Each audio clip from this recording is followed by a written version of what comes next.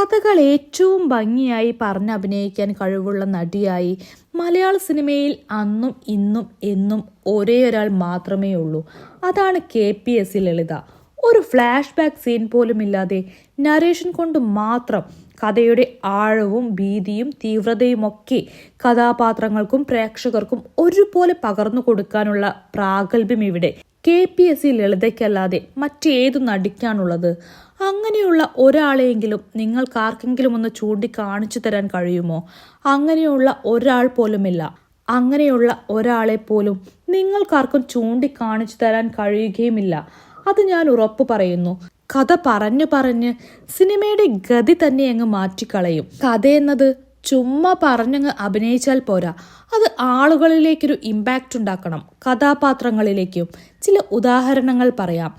മണിച്ചിത്രത്താഴ് സിനിമയിൽ അവർ ചെയ്ത ബാസുര എന്ന കഥാപാത്രം ഗംഗയ്ക്ക് നാഗവല്ലിയുടെയും രാമനാഥന്റെയും കാർന്നോരുടെയും കഥ പറഞ്ഞു കൊടുക്കുന്നൊരു സീനുണ്ട്. അത് ചുമ്മാതങ്ങ് പറഞ്ഞാൽ പോരാ, ഗംഗയെ നാഗവല്ലിയുടെ വഴിയിലേക്ക് നടത്താനുള്ള പ്രേരകം കൂടിയാകണം ആ കഥ പറച്ചിൽ. ദ്രോണ സിനിമയിൽ സാവിത്രിയുടെ അപമാനവും പ്രതികാരവും പറയുന്നൊരു ഘട്ടമുണ്ട്. അത് നിസ്സാരമാക്കി പറഞ്ഞാൽ പോരാ, പ്രതികാരദാഹിയായ സാവിത്രി ആത്മാവായി അലയുമെന്ന വിശ്വാസത്തെ ഊട്ടിയുറപ്പിക്കുന്നത് കൂടിയാകണം അത്. ആദം ജോൺ സിനിമയിലെ കറുത്തച്ഛൻ ഊട്ടിനെ കുറിച്ചുള്ള ഒരു വിവരണമുണ്ട്. അത് വെറുതെ അങ്ങ് വിവരിച്ചാൽ പോരാ, നിഗൂഢത കൊണ്ട് പ്രേക്ഷകരെ അങ്ങ് ത്രില്ലടിപ്പിക്കാൻ കഴിയുന്നതാകണം അത്. ഹോം സിനിമയിൽ തന്റെ കഥാപാത്രത്തിനു വേണ്ടി ദൈവം ഭൂമിയിലേക്ക് ഇറങ്ങി വന്ന അനുഭവം പറയുന്ന സീനുണ്ട്. മൊണ്ടാഷുകൾക്കിടയിലൂടെയുള്ള 2-3 വരികളിലായി ഓർമ്മകൾ അത്രയും തീവ്രമായ കടപ്പാടോടെ പറഞ്ഞു വെക്കുന്നതാകണം അത്. എല്ലാത്തിലും ഉപരി ഈ പറഞ്ഞതെല്ലാം പ്രേക്ഷകർക്ക് കൺവിൻസിംഗ് ആകണം, കഥാപാത്രങ്ങൾക്കും. അതിന് സ്വാഭാവിക അഭിനയമല്ല, ക്യാമറയ്ക്ക് മുൻപിൽ സ്വാഭാവിക പെരുമാറ്റമാണ് വേണ്ടത്. കഥകൾ പറയുമ്പോഴുള്ള സൗണ്ട് മോഡുലേഷനും ഡയലോഗ് ഡെലിവറിയും കഥയുടെ പോക്കിനനുസരിച്ച് മാറുന്ന ഫേസ് എക്സ്പ്രഷനുമെല്ലാം ആ സ്വാഭാവിക പെരുമാറ്റത്തിനൊപ്പം സഞ്ചരിക്കണം.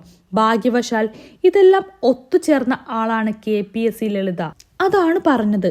കഥകൾ ഏറ്റവും ഭംഗിയായി അഭിനയിക്കാൻ കഴിവുള്ള നടിയായി മലയാള സിനിമയിൽ അന്നും ഇന്നും എന്നും ഒരേ ഒരാൾ മാത്രമേ ഉള്ളൂ. അതാണ് KPSC ലളിതയെന്ന്. പഴയകാല കഥകൾ ഗംഭീരമായി അവതരിപ്പിക്കാനുള്ള KPSC ലളിതയുടെ നൈപുണ്യത്തെ സംവിധായകർ പിന്നെയും ഉപയോഗിച്ചിട്ടുണ്ട്. പല സിനിമകളിൽ പല രീതികളിൽ. ചോല സിനിമയിലെ നരേഷനും വിയറ്റ്നാം കോളനിയിലെ ആഖ്യാനവുമെല്ലാം അതിന്റെ ബാക്കിയാണ്. എന്നാൽ KPSC ലളിതയുടെ കഴിവിന്റെ മാക്സിമം തിരിച്ചറിഞ്ഞത് ഒരേയൊരു സംവിധായകൻ മാത്രമാണ്. അതാണ് അടൂർ ഗോപാലകൃഷ്ണൻ. ഒരു സിനിമയുടെ ആത്മാവിനെ അതിന്റെ പൂർണ്ണതയോടെ പ്രേക്ഷകരിലേക്ക് എത്തിക്കാൻ ആ നായികയുടെ രൂപം പോലും വേണ്ട, മറിച്ച് KPSC ലളിതയുടെ അസാമാന്യമായ ശബ്ദം മാത്രം അവിടെ മതിയെന്ന് തിരിച്ചറിഞ്ഞ് അതിനെ ഉപയോഗിച്ച ആളാണ് അടൂർ ഗോപാലകൃഷ്ണൻ. അഭിനയം, voice modulation, dialogue delivery, story telling, എങ്ങനെ നോക്കിയാലും പറയാൻ ഒരൊറ്റ പേര് മാത്രമേ ഉള്ളൂ: അതുല്യ പ്രതിഭ.